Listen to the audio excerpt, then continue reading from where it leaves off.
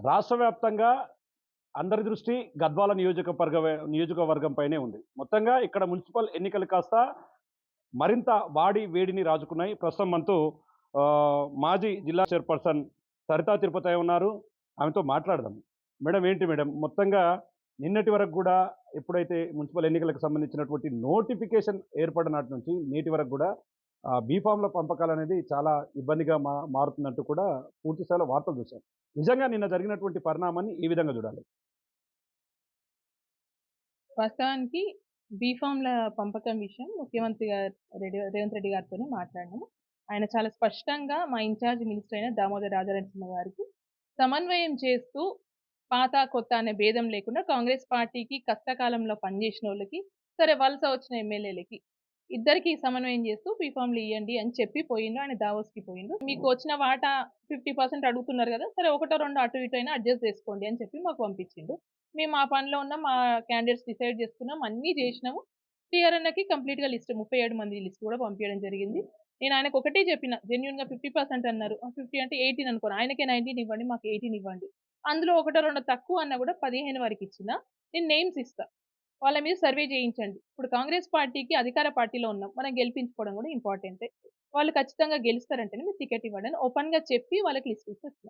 వాళ్ళు మాకు జెప్పిర్రు. సరే మేము గూడా జెన్యూన్‌గా సర్వే జేయిస్తున్నాం, ఇస్తున్నామని వేములనరేందర్ రెడ్డి గారు జెప్పిండు. శ్రీహరన్న జెప్పిండు. మా ఎంపీ మల్లురవి గారు జెప్పిండు. ఇన్‌చార్జ్ మినిస్టర్ గారు జెప్పిండు. మీనాక్షి నటరాజన్ గారు జెప్పిండు. పీసీసీ గారు జెప్పిండు.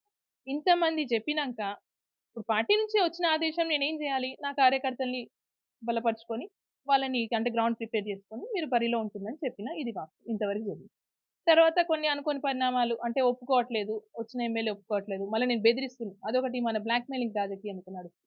నేనెళ్ళిపోతా, ఎళ్ళిపోతా. ఇది అంటే చిన్న పిల్లల చేష్టల్లాగా ఒక ఎమ్మెల్యే స్థాయిలో ఉండి, అది మర్చిపోయి ఏమనంటే నేనెళ్ళిపోతా అని అది చేసేది. సరే ఎందుకులే ఊకే డిస్టర్బ్ చేయడం. పోనీ ఇడిచిపెట్టండమ్మా. మీరు లాస్ట్‌కి మీరు 10 తీసుకోండి. నేను పార్టీకి పని చేసినోళ్ళకి న్యాయం చేయాల్సిందే మేడం అని ఖచ్చితంగా మీనాక్షి నటరాజన్ గారు చెప్తే, లేదు డెఫినెట్‌గా న్యాయం చేయాలి. ఇక ఒప్పుకోండి ఈ మాట నా మాట మీద గౌరవం ఇచ్చి 10 బీఫార్మ్ మీకొస్తాయి తీసుకోండి అని చెప్పింది. ఆమె మాట మీద నేను 10కి యాక్సెప్ట్ చేసి వచ్చిన. గత 50 ఏళ్ల నుంచి కూడా వాళ్ళు కాంగ్రెస్ పార్టీలో ఉన్నారు. నేను ముఖ్యంగా పోరాడిని ఆయన కోసం. వీరు మిగతా వాళ్ళంతా సరే పార్టీ డెసిషన్ తీసుకుంటే మేము సరే ఇండిపెండెంటో ఎట్లనో చేసుకుంటాంలే అని ఆగినా, ఆయన పార్టీని దాటి పార్టీ ఒక కండువా తీసి పక్కకు పోయే పరిస్థితి ఆయన లేడు. లాస్ట్‌కి నాకు బీఫార్మ్ రాకపోతే నేను చచ్చిపోతా అనే మాట మాట్లాడినంక నేనేం చేయాలి? ఇప్పుడు పార్టీకి ఇన్‌చార్జ్‌గా ఆయన కోసం పోరాడాలా లేదా? నేను మీనాక్షి నటరాజన్ గారికి ఆ మాట చెప్పిన.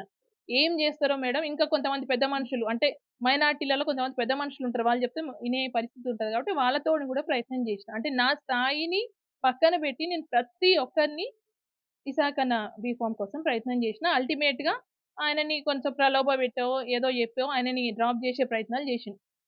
పార్టీ రాకపోతే బీఫార్మ్ రాకపోతే చచ్చిపోతా అన్నోడు ఎట్లా పక్కకు తప్పుకుంటాడో ఒక్కసారి ఆలోచన జేయండి. సరే ఆయనని ఏం జేషిండ్రు? ఆయన ఏం నిర్ణయం తీసుకొని ఆయన దానికి వదిలిపెడతా. నేను గూడా ఆయనని ప్రెషర్ చేయలేను. తర్వాత తెలిసిన విషయం ఏందంటే వస్తున్న క్రమంలో మినిస్టర్ గారు పీఏని మన డ్యామ్ దగ్గర ఒక గంట సేపు లేట్ జేషిండంట. అక్కడ వాంటెడ్‌లీ ఆపి బీఫార్మ్‌లో డిలే గావాలని ప్రయత్నాలు జేషిండు. ఎవరు? ఎవరు జేషిండ్రన్నది మాకు అది నేను చెప్పలేను. వాళ్ళు ఇగ ఎవరన్నది మనకేం తెలుస్తది. చేషిండన్న వార్త అంటే కొంతమంది సమాచారం వల్ల బయటికొచ్చింది. ఒక పార్టీ నుంచి 2 బీఫార్మ్‌లొచ్చిన క్రమంలో ఫస్ట్ నామినేషన్ ఎవరేస్తారో వాళ్ళది యాక్సెప్ట్ జేస్తారు. ఇది సిస్టమ్. సో, వాళ్ళకది తెలుసుకొని కొంతమంది ఇక్కడ కుట్రలు పన్నడం అని అందుకే అంటున్నా. ఇక్కడ లోకల్‌గా పడిన కుట్రలు. ఇది పార్టీ అధిష్టాన నిర్ణయం కాదు. పార్టీ 100కి 100% కాంగ్రెస్ పార్టీకి పనిచేసిన పక్షాన ఉంది.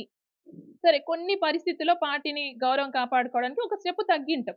దాంట్లో సందేహం లేదు.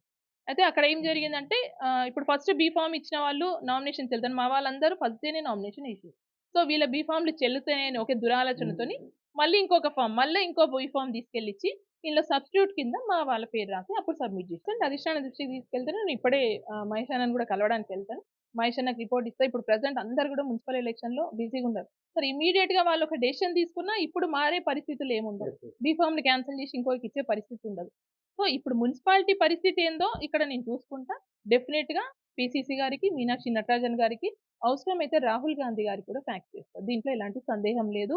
సో, మొత్తంగా నిన్న మొన్న జరిగినటువంటి పూర్తి రాజకీయ పరిణామాలలో కాంగ్రెస్ అధిష్టానం పాత్ర ఏమాత్రం లేదు. ఇక్కడ ఉన్నటువంటి కొంతమంది నాయకులే పూర్తిగా తమను మోసం చేశారని, పూర్తిగా అధికార పార్టీకి సంబంధించినటువంటి ముఖ్య నాయకుల మాటలను బేఖాతరు చేస్తూ, పార్టీ జెండా మోసిన వాళ్ళకి అన్యాయం చేశారు.